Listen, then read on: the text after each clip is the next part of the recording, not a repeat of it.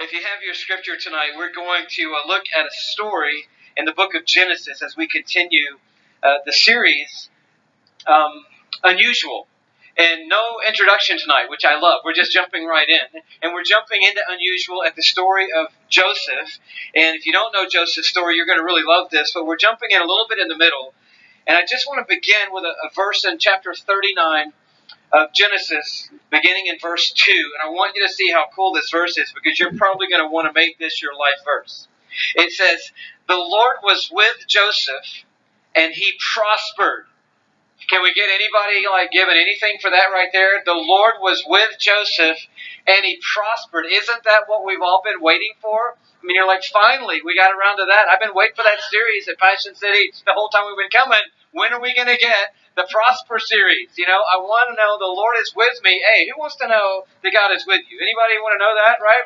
And how many of you want to prosper, right? You're not even sure if you can answer that. You've been trained well. I don't know. Can we prosper? Of course you can. Just call the number on the screen right here, and you can prosper, man. It's going to be fantastic. We're always a little unsure, but there it is. The Lord was with Joseph, and he prospered. So this Joseph guy that we're going to focus on a little bit tonight, he got what secretly all of us want. He got God's presence in his life, and then that presence of God caused him to prosper, and we're going to see actually to succeed in life. We keep on reading. The next part of that verse says, "And he lived in the house of his Egyptian master. And when his master saw that the Lord was with him," now there's a cool thing.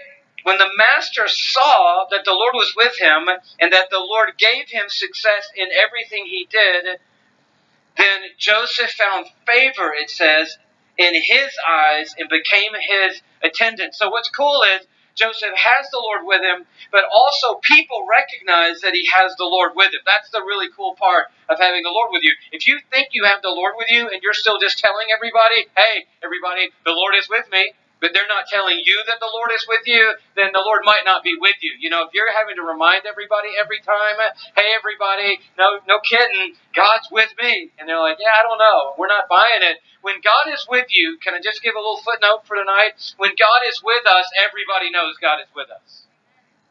Because God being with us is never like a secret little thing. I know the Lord's with me, and me and the Lord are together, but nobody else knows that. No, when God's presence comes on your life, people will recognize there's something that may not know what to call it. They may not know how to identify it, but they'll know something's going on your life. And he says his master, this Egyptian master, said, wow, I'm checking you out, and God must be with you, and everything you're doing is prospering. And so his Egyptian master says, I have a good idea. I'm going to make you my attendant. Now that's who you want to pick to be your attendant. Thank you very much.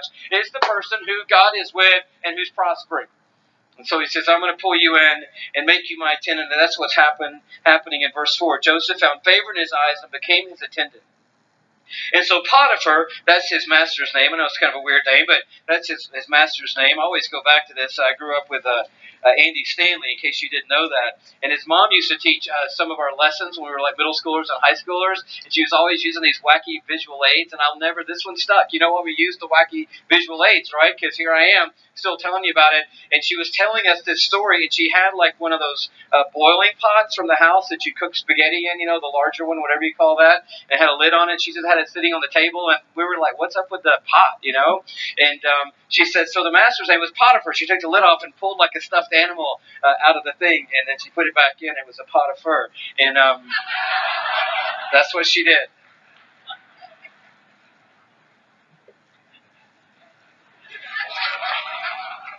You can use that.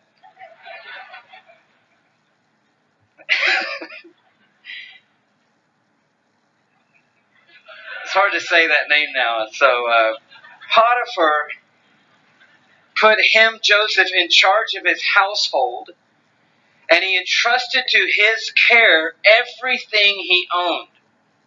From the time he put him in charge of his household and all that he owned, the Lord blessed the household of the Egyptian because of Joseph.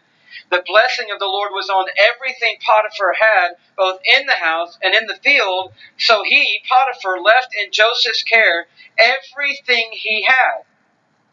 With Joseph in charge, he did not concern himself with anything except the food that he ate. So come on, Joseph is like, you got it going on. He has the Lord with him. People know the Lord's with him. He's prospering. God's favor's on his life, so God's given him favor with other people. Everything he touches is turning to gold, and so he's getting more responsibility, and he's getting more favor, and then more responsibility, and more favor, to the point that this guy Potiphar just says, hey, it's just all you, man. All I'm concerned about is what I'm going to have for breakfast. That's all I'm thinking about. And then after breakfast, I just start working on where I'm going to go to lunch, because you got it. And after lunch, my main thought is, where are we going to have dinner tonight, honey? Because Joseph's got it. And after dinner, I'm thinking, what kind of nighttime snack are we going to have? Because I'm not worried about anything else, because Joseph's got everything of mine under control. And everything he touches is prospering. That's pretty cool, isn't it? You're thinking, wow, I'd like to kind of be in that spot where it's favor, presence, prospering, success, more favor, more presence, more prospering, more success. But where's the unusual twist tonight? Well, here's the unusual twist. We drop down in the middle of this story, and when we pick up the beginning and the end of the story, you start realizing something kind of crazy is going on here. Can I just catch you up? Some of you know about Joseph because you've been around church all your life, and you maybe even did the Potiphar thing or saw somebody else tell this story. But if you've never been around Joseph, let me tell you about it. Joseph's father was Jacob, and they lived in the land of Canaan.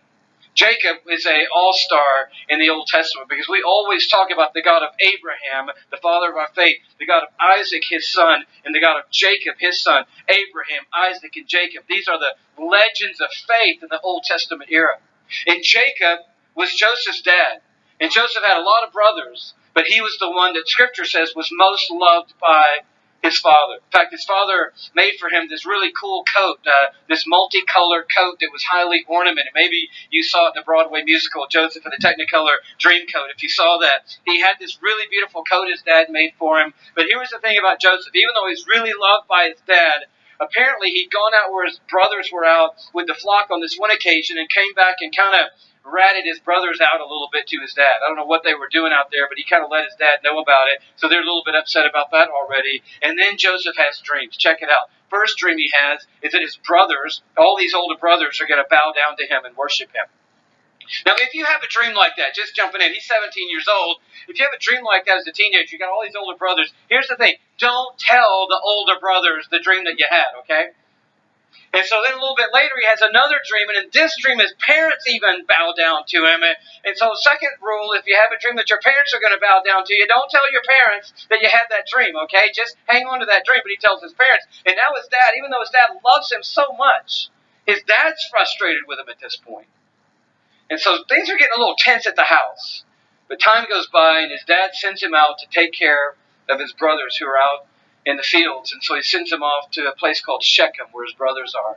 And so off Joseph goes to check on his older brothers, and he gets to Shechem, can't find the brothers, and someone tells him, yeah, I think the guys you're looking for have gone down to Dothan. So apparently they've gone down to South Alabama, something good going on down there. So they're down in Dothan, right? And Joseph finds them there, and as they see Joseph coming, here's where this story gets really tense.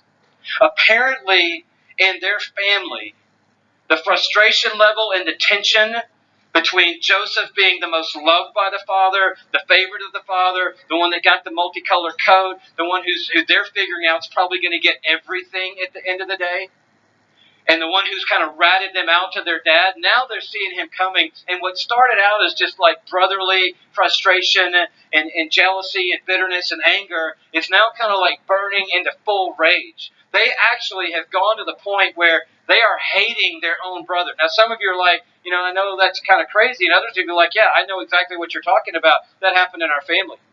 I mean, something went crazy in our family, and all of a sudden things got sideways.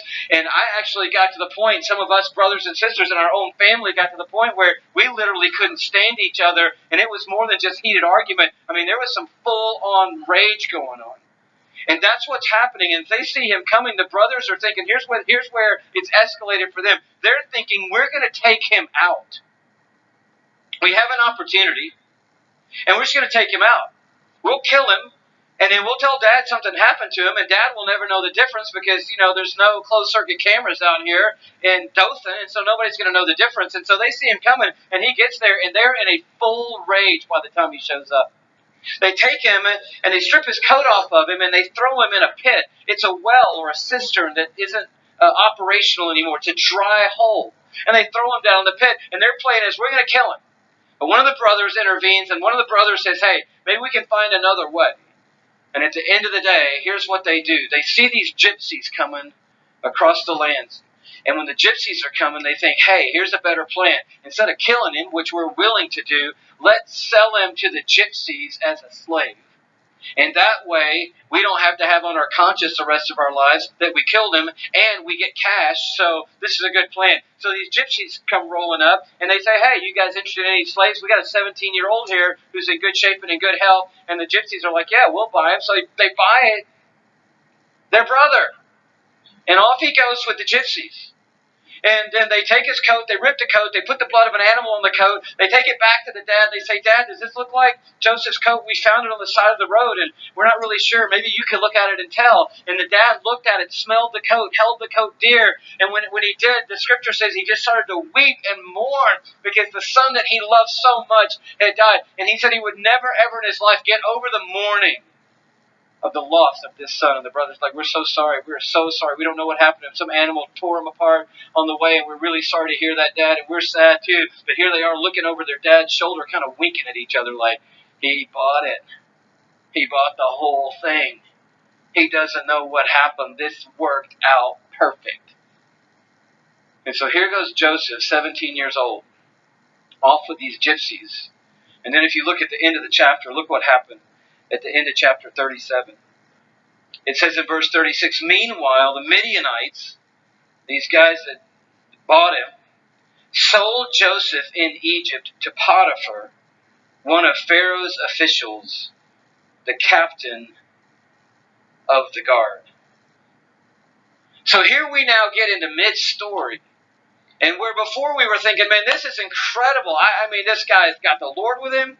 He's prospering. He's getting favor. He's getting more responsibility. He's being elevated. He's getting more favor. He's prospering more. Everybody's recognizing it. He's getting lifted up. Hey, we're in the middle of the story now of a brother who got sold out by his own family. Now, last week we talked about an unusual twist of a couple of guys that got railroaded by outsiders. It was Paul and Silas, and it was the merchants, the businessmen who came after them and dragged them before the magistrates. But tonight it's more personal because now we're talking about being sold out by the insiders, by the people closest to you. We're talking about being abandoned or betrayed or stabbed in the back by your closest friends, by your business partner, or by your own family, your roommate, your husband, your wife, somebody that close to you just totally turned on you, and all of a sudden everything was ripped out from under you, and you just were slammed down into the bottom of a pit somewhere, and they just railroaded you there. And that's where we find Joseph when we pick up the middle of this story. And what's unusual about it is how Joseph is moving through the pit and moving through the trials that God has landed him in. There are two big truths tonight, and then a couple of application things that I want us to talk about together. And the first big truth for all of us tonight is this: the pit is brief, and the story is long. And we've got to grab onto that, all of us together tonight. The pit is brief, but the story is long. What do I mean by that? I mean, God has a story that He's writing, and it is a long, arcing story of His salvation and rescue and redemption. And it started before time. It's entered into history. It's overarching history. It's going to even go beyond history. It's the long arc story of the rescue, the salvation, and the restoration of God. And under that story are smaller stories, and they're the stories of me and you. And in the stories of me and you, we end up in dark places. We end up in places that we never dreamed about being. But we got to remember that those places are brief. The story is long. Let me say it a different way. You may be in a pit, but God still has a plan. You may be right now in the pit in life, You may have been abandoned. You may have been forsaken. You may have been left behind. You may have been betrayed somehow, even by the insiders closest to you. But I want you to know there's a big arcing plan over your life. Your life is not the sum total of the little bitty story that you're in right now. There's a God story arcing above you, and it's a long story. The pit is short, but the story is long. You may be there now, but God still has a plan. Now, Joseph's story, just to give you a little glimpse of the future, if you don't know, his story ends up incredibly amazing. But I don't want to rush off to the end of the story. God's arc in his life has an incredible ending, but we don't want to rush too fast to that ending. We want to learn something about the middle of this story. And what we're learning about the middle of this story is something very hard to get our heads around. But what we're learning about his story is that sometimes when we end up in the pit, it's God's pit. I mean, there are two kinds of pits. You and I get in pits by our own doing, right? That's when we just make some crazy choices. We decide we know what's best for our lives. We take control. We take the reins, and we just decide we're going to get ourselves in the position of being the head of us. And as soon as we do that, a lot of times we'll just end up in this hole, and we know exactly why we're there. We know exactly how we got there. We know exactly what we did to land us in that place. Some of you are there tonight. You are in the bottom of a hole, but it's your own hole. You did it. You made the choices. You made the decisions. You're the one who went right into that hole. And if that's the hole you're in tonight, you need to ask God for mercy, and you need to ask God to lift you up out of that hole, and He will. You need to retrace your steps, and God will do that. He will lift you back up out of that hole. But there's another kind of a hole in life. There's another kind of pit, and that pit is God's pit. You know, I know that's hard, but come on. We've all sort of wanted to gravitate towards a theology that says, look, if I give Christ control of my life, if I put my faith in Jesus, everything's going to be great, right? I mean, if I believe in God and I enter into this relationship with God and I say, okay, God, I believe in you and here's my life, then after that, everything's going to be wonderful. But hello, it just doesn't work out that way in life. And that's not the way God wants it to work out in life. And His Son is the biggest example that we have tonight. Sometimes in the journey and the long arc of the redemption and salvation of God, there are hard places in life. And sometimes God actually puts us in the hard place.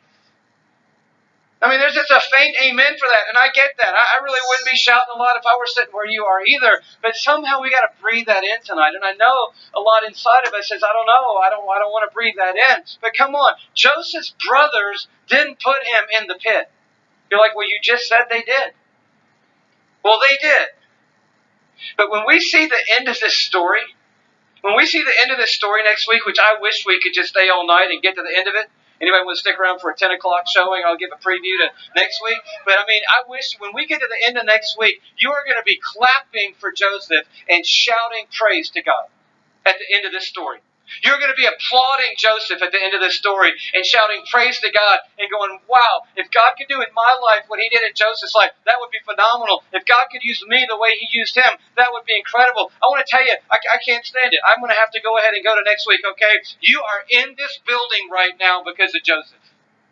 And I'll show you why next week. But you are here tonight because of him. You're here tonight because of him. So yes, his brothers put him in the pit. Yes, his brothers sold him to the gypsies. Yes, the gypsies sold him to Potiphar. But come on, God had a plan. God had an arc. God had something in mind. And the something in mind actually included you. And when he went in that pit, it was God's pit. And you're like, well, I'm glad He put him in it and not me. Of course you are. Of course we're glad to be the beneficiaries of His pit. But somebody else is going to be the beneficiary of your pit. Because God always has a purpose and He always has a plan. You may be in a pit, but God has a plan, and the plan is way bigger than the pit. You're like, well, I hope it is, because I'm not enjoying being in this place. I didn't want to get in this place. And I'm not saying we should all celebrate being abandoned. I'm not saying we should celebrate being betrayed. I'm not saying Joseph should have been in the pit saying, I'm so glad. Thank you guys so much. I appreciate it, everybody. Thanks for dropping me down in the hole. That's awesome. Woo! Gypsies. Oh, I love gypsies. You're going to sell me to gypsies? That's fantastic. What, y'all are going to Egypt? You're going to put me on a slave block in Egypt? Oh, wow. I've been dreaming about stuff like this. This is incredible. Potiphar, glad to meet you. I've been hoping that somebody like you would buy me my whole life. No, I'm making light of it, but it's not funny, right? I'm not saying we got to stand up and go, wow, I just love the pit. I love it that the people closest to me ripped me off and left me hanging. No. I'm just saying that in that moment there is a big truth tonight. And that truth is that the pit is brief and the story is long. And sometimes we get in holes that we dig. And don't blame that one on God or anybody else. But sometimes we get in holes that are a part of a story that's absolutely stunning. And we got to hang in there while God does His work. The second big overarching truth is encouraging to anybody feeling like you're in that place tonight, and it is this, that God's presence and God's vision are not obscured by darkness. Come on, somebody can amen that. I mean, somebody can write on to that, right? God's presence and His vision are not obscured by darkness. In other words, when Joseph got put in that hole, God didn't say, where did Joseph go? Where did the kid with the coat go? He knew. I mean, look at 39 verse 1. Now Joseph had been taken down to Egypt, and Potiphar, an Egyptian who was one of Pharaoh's officials, the captain of the guard, bought him from the Ishmaelites who had taken him there. And the Lord was with Joseph, and he prospered. Now we want to set these things aside. It's either you're in a pit and you get sold into slavery, or you're with God and you prosper, but you can't do both. And yes, you can do both. God can be with us in the pit. God can be present with us in the dark place. And everybody else can turn and walk away, but God does not turn and walk away. He's with us right in the middle of it all. You know this verse. It says, for the eyes of the Lord move to and fro throughout the earth, that He may strongly support those whose heart is completely His. Psalm 139 says, darkness and night are the same to you, God. For midnight is just like the noonday sun. That's a paraphrase. It's basically God saying, hey, even when you're in the darkest of places and I'm there with you, it's like the brightest of light. I never lost sight of you. I never lost you in the tracking system of heaven. I always knew where you were because I'm the one who was making all this stuff happen. At some point, somebody's like tonight, please don't tell me that God has got a plan for me to put me through all this hardship. It may be that's exactly what happened. But here's the thing. God never asked you to do that alone. And He didn't ask Joseph to do it alone. And the thing Joseph had going for him, that even when he was in Potiphar's house, God was on his life. I don't know where you are tonight, but I just want to encourage you. God sees you. You are not in so deep a hole that God can't see you. And there is no place on earth where you can go from His presence. That's what Psalm 139 says. If I go up to the heights, you are there. If I go down and make my bed in the depths, you are there. For where can I go from your presence, O Lord? Nowhere is the rhetorical answer to that question. God is with us. That's what we were singing tonight. And He is never going to fail us. So if God has a long arcing plan over our little short-term pits, and God's presence and God's vision are always with us and not ever obscured by our difficulties, what's the result going to be in our lives? Well, what's usual? We're talking about unusual as our series. What would be usual? You got betrayed, you got abandoned, you got stabbed in the back, and now you're down in a hole, and it's dark down there. What's the usual response? You tell me. What's the first thing you're going to do?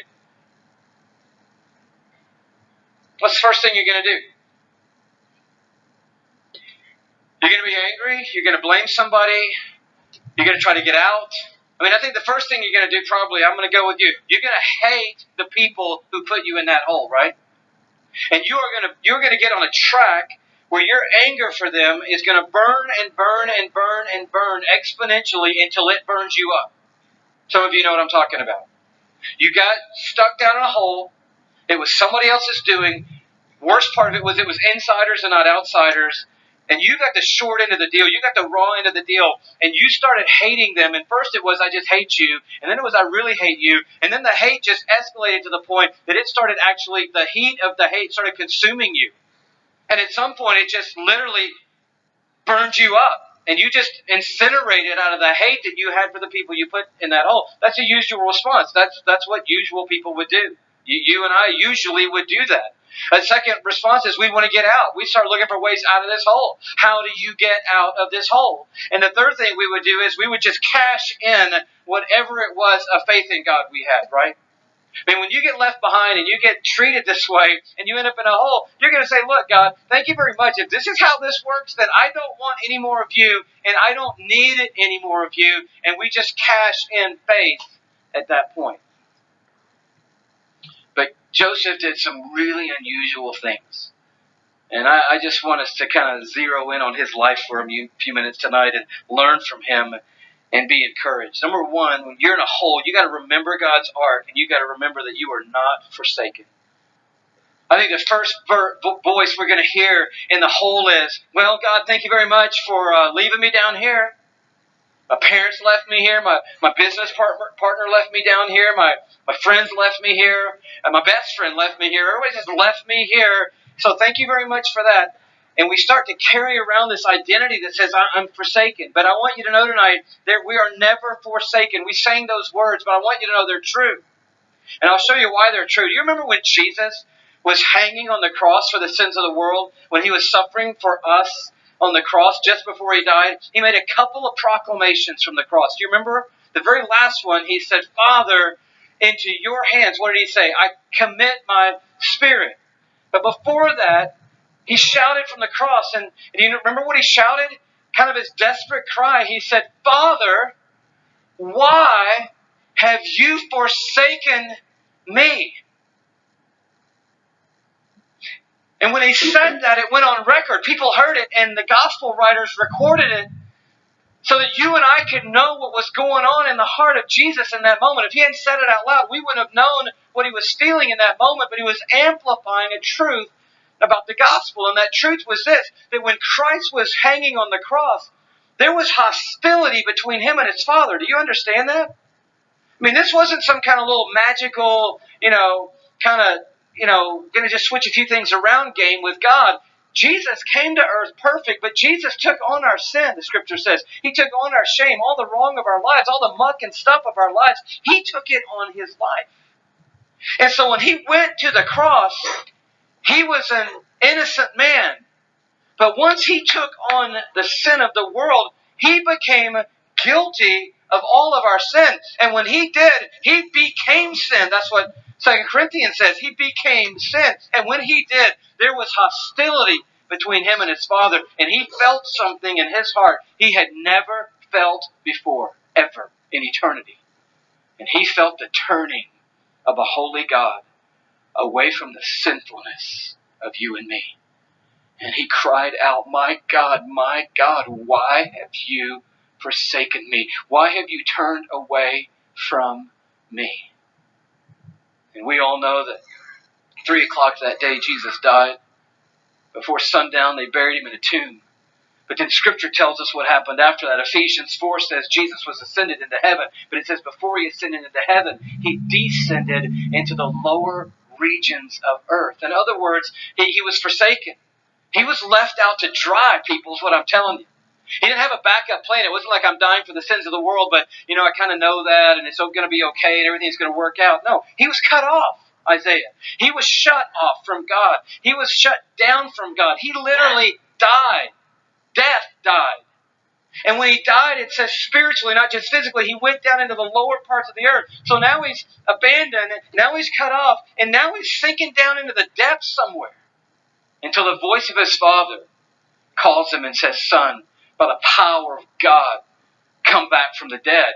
And by the power of God, he's raised back up out of the depths of the earth on Easter morning. It wasn't like he sort of went next door for a couple hours and said, okay, Father, let me know when I can jump out of the tomb. No, he's suffering.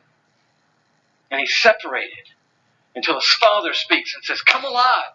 And up he comes out of the grave, roaring back to life with resurrection life. But in the meantime, people, he suffered for us. And he did that so that he could say these words to us: I will never leave you, and I will never ever forsake you. And I can say that based on this reality, that I was left and I was forsaken. And since I got forsaken in your place, God can promise you who put your faith in him that he will never ever forsake you. He turned away from me, but he will never turn away from you. He forsook me on the cross, but he will never ever forsake you.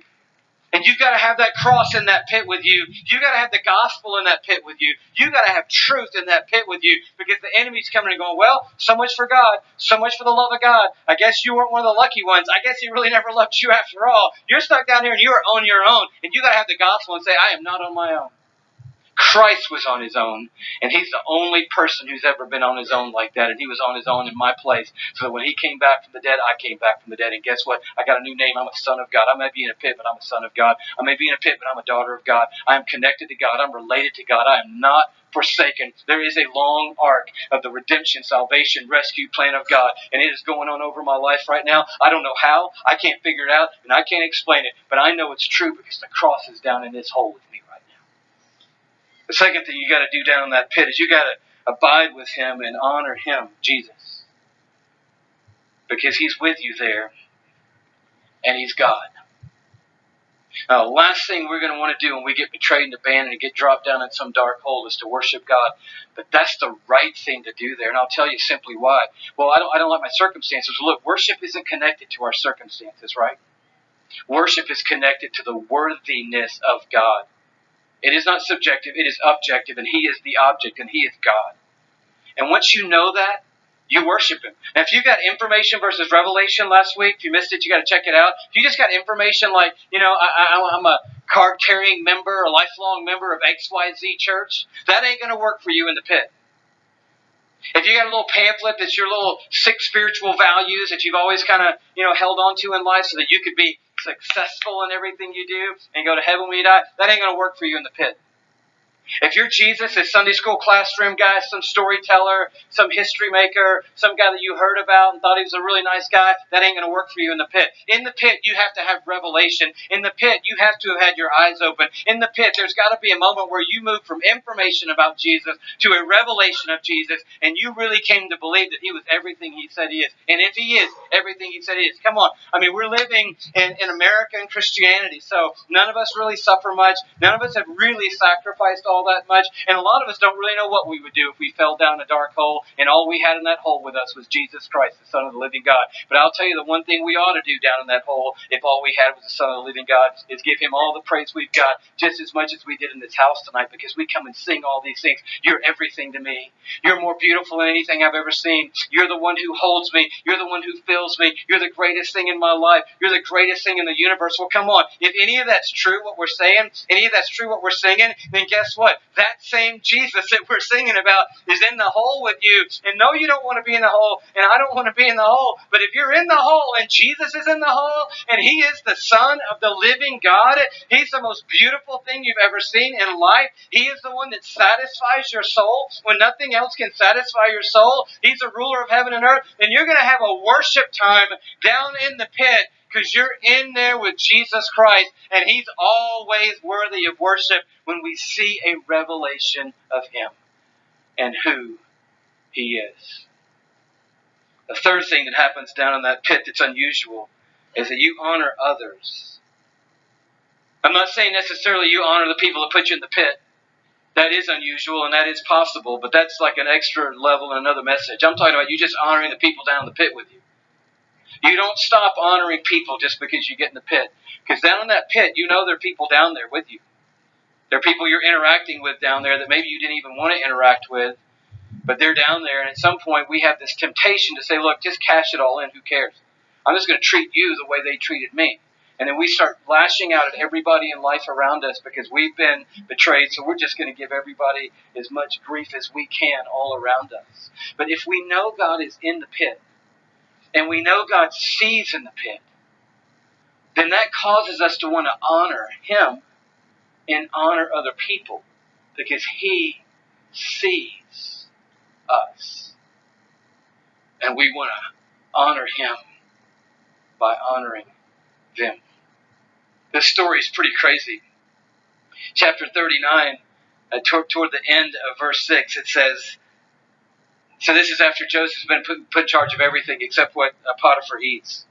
It says, now Joseph was well built and handsome. Verse 7, and after a while his master's wife, we don't know her name right away, took notice of Joseph and said, come to bed with me. Now, this is the 5 o'clock service, so I think we can get that line out there, but I'll try to PG the rest of this, okay? So she's coming on to him. I mean, Potiphar's gone who knows where to do what, to figure out what he's going to have for lunch, and Joseph is there. Joseph is young, Joseph handsome, Joseph is hot, and she's attracted, and so she says, come to bed with me, and she's thinking, this is going to be a slam dunk. I'm Potiphar's wife. I actually could speak a word and decide the fate of this kid, and he's a slave, and a slave's going to go, hello, I was in a pit, and then I got sold to these gypsies, then I got sold to this dude, and I'm in Egypt, and I got no life, but hello, yes, absolutely. Why not? I mean, God's not around. God's forsaken me. God bailed out on me, so I'm bailing out on God. And isn't that what we do when we end up in these dark places? We start doing crazy stuff. You know why? Because we think, well, God never worked for me, so who cares about all this other stuff? I'm just going to do whatever I want to do. But Joseph was unusual. And this is what he said to her. He refused. He said, with me in charge, he told her, my master does not concern himself with anything in the house. Everything he owns, he's entrusted to my care. No one is greater in this house than I am. And she probably didn't like that either. But he said, my master has withheld nothing from me except you, because you are his wife. How then could I do such a wicked thing and sin against God? That's a guy who's got God in the hole. And he says to Potiphar's wife, no way. He doesn't say, you're not my type. He doesn't say, you're not attractive. He doesn't say, I have somebody I have my eye on. He says, no way, because I want to honor God. And in the context of it, he says, I want to honor your husband because your husband has put me in charge of all this. I got free reign here. I'm in charge of all this except for the relationship that you two have. And there's no way I'm going to infringe on that. Honor is what's coming out of Joseph. And the honor that he shares in that moment is an unusual sign of the work of God in his life. And so the story unfolds, by the way, and this is kind of crazy. So she, as you know women well, she took that great. She was like, oh, great, I just got turned down by a 17-year-old slave boy. And he's not 17 at this point. He's probably 20, maybe early 20s. And she's like, great, I got rejected by a slave boy. That made me feel good.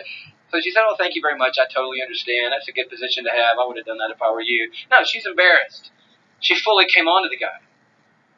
And now she got rejected, and a woman scorned. You know how that goes. And so she's not happy. And so she plots. And on another occasion, when Potiphar is not around and Joseph comes near to their chamber, she grabs him as he comes by and rips half his clothes off. And then she goes running, screaming out through the house going, that slave boy tried to take advantage of me. Look, I got half his clothes here. He tried to take advantage of me. And she frames him for his honor. Wow.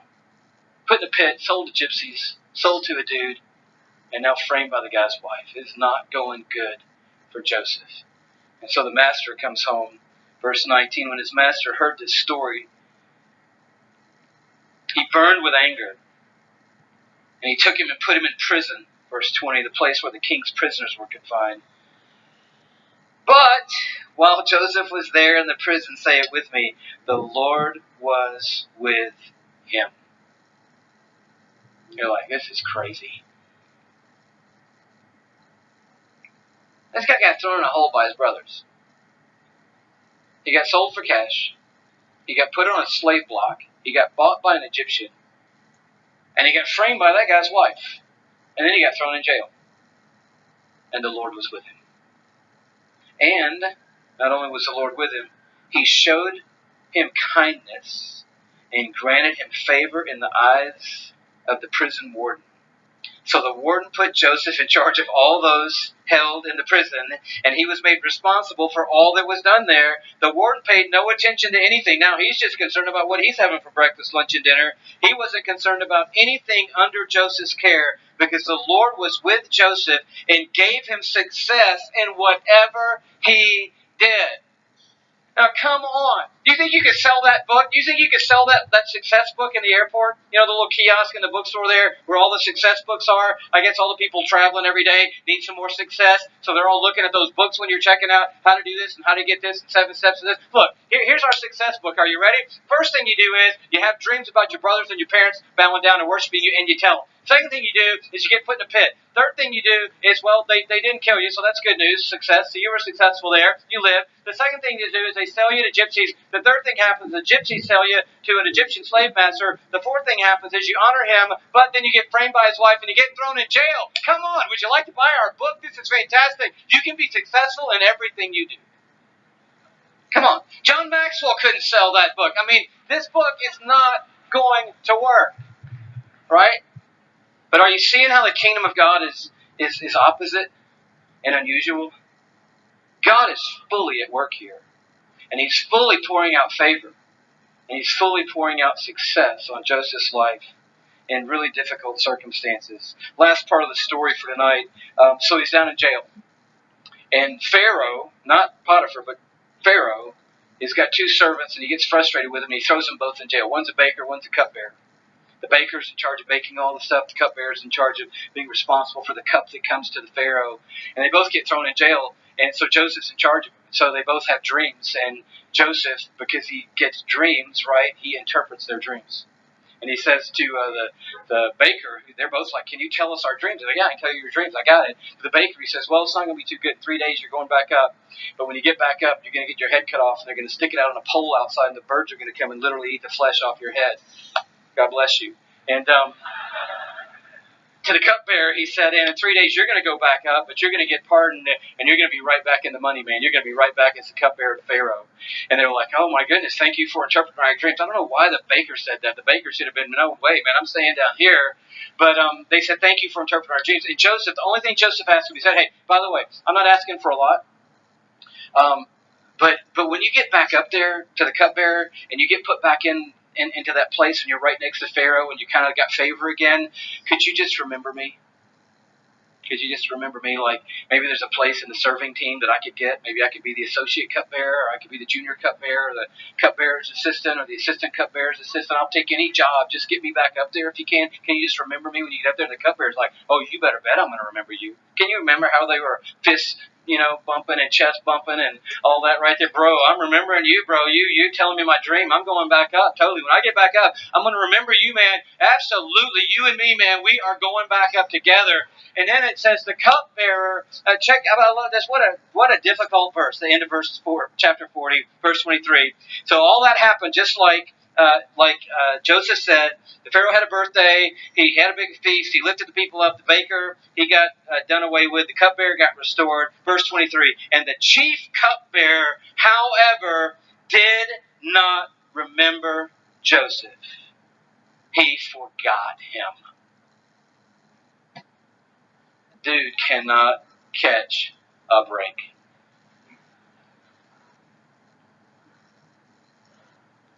But you know what you learn in that?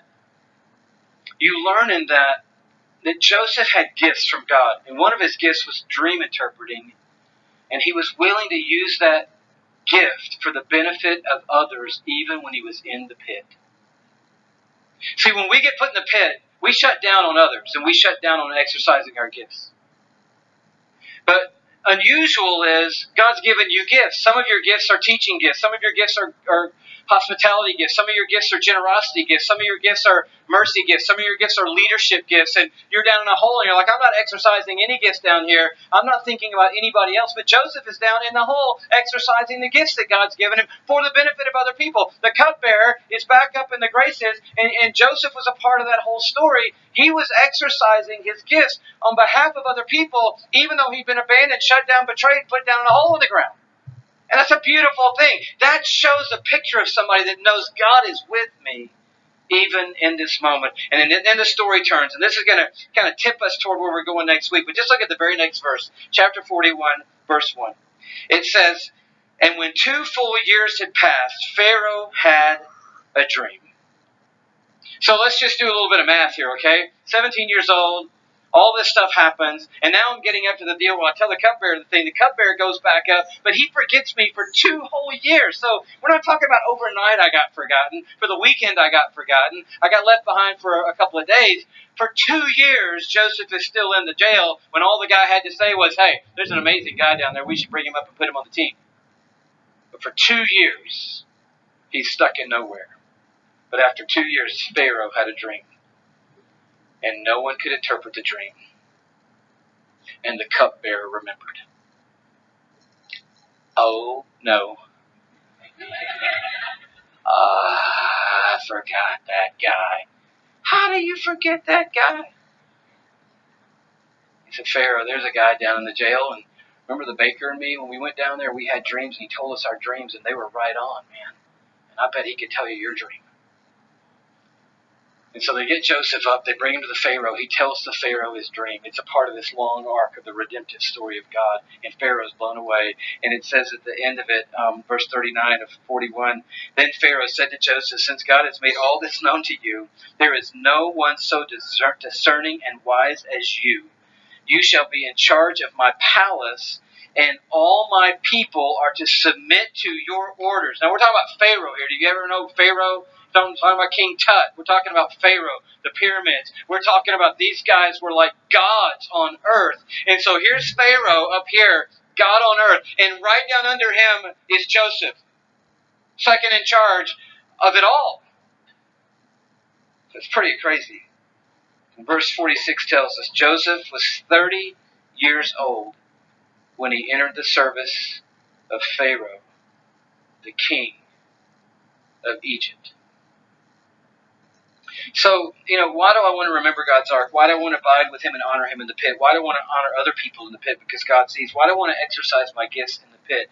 Because when the tide turns and the tables turn, you'll be ready to be God's man or woman in that day. And if the tide never turns in this life and the tables never turn in this life, you will get a crown called faithfulness for honoring God when everyone on earth had left you behind. And that's an amazing crown to wear.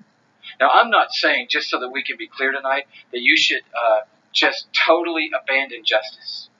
If you've been wronged, then you need to talk to the counselors in your life, the spiritual advisors in your life, and you need to seek justice if you can seek that. Last week we talked about Paul and Silas, remember? They were dragged in the marketplace. They were stripped and beaten and put down in the jail. They thought they were Jews. They didn't know they were Roman citizens, and in Philippi it was a Roman colony. And so once they found out, God shook the ground and a miracle happened, so that was one reason they were letting them go. But then they found out they were Roman citizens, and the magistrates freaked out. They're like, oh my goodness, we just, totally without any due course took these Roman citizens down. They could come after us and have our jobs. So the magistrates quickly sent a letter to the jailer saying, let Paul and Silas go and let them go quick. And you know what Paul said? I love this. Mr. Spiritual Paul, he said, you tell the magistrates they can come down here and personally escort us out of the jail. You tell them they come down here and we're going to get justice in the form of a public apology by virtue of the fact that they're going to walk out of the jail with us, not at night, but in the daytime, and they're going to say to the world, excuse me very much, we made a huge mistake right here, and these guys are coming out, we're coming out with them, they're free and clear, these guys have done nothing wrong. And Paul said, we're going to get a little justice here. This ain't going to happen, just some little quick thing at the end of the night. So if you need to seek justice, you seek your own counselors, the spiritual advisors, the wise voices around you, and you seek justice. I'm not saying don't do that if you've been wronged in some way. I'm just saying you got to remember in the middle of it all that there is a God of justice, and he is your God. There's a God of justice, and he is going to have the last word on earth. We're so busy, you and me, wanting to have the last word. You don't have to worry about that anymore because you're not going to have the last word, and I'm not going to have the last word. Your business partner is going to not have the last word. A mediator is not going to have the last word. A judge is not going to have the last word. Your ex-wife is not going to have the last word. Your former employer is not going to have the last word. Your dad who bolted is not going to have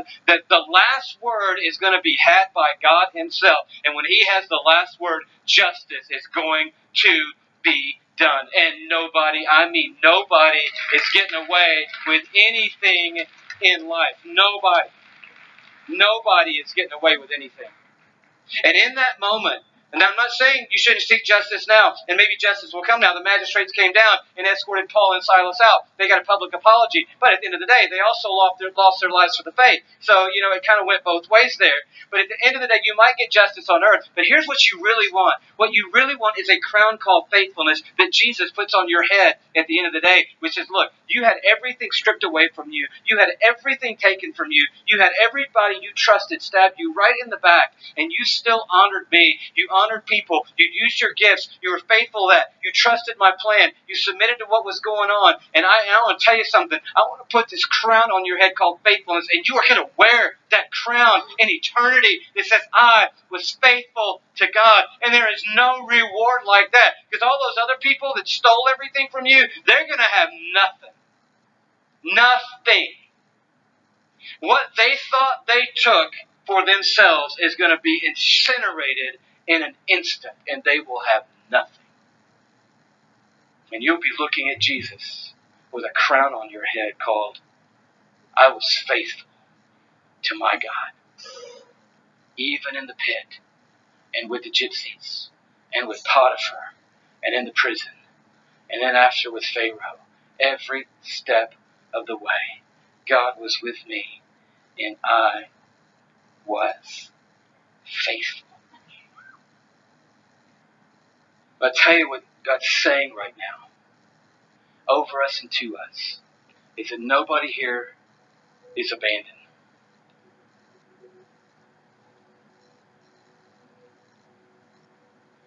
Some of you have been wearing that, haven't you? On your head. And wearing it on your arms and wearing it across your heart. That's been your identity. Some of you have been wearing betrayed. And that's become your whole identity. Everything you do through that lens. I was wronged. And therefore this, and this, and this, and this, and this. And that's why I'm justified in this, and I'm justified in this, and that's why I'm like this, because I was wronged. Some of you have worn, as the coat of many colors, your many colors were forsaken, forgotten. And you've been wearing that. It's who you are. And tonight there's truth in this house. And the truth in this house tonight is that you are not abandoned. People may have abandoned you. And even the insiders may have abandoned you. But your God and your Savior, He has not and will not abandon you. He is with you right now. And no matter what other people have done to you, they can't name you.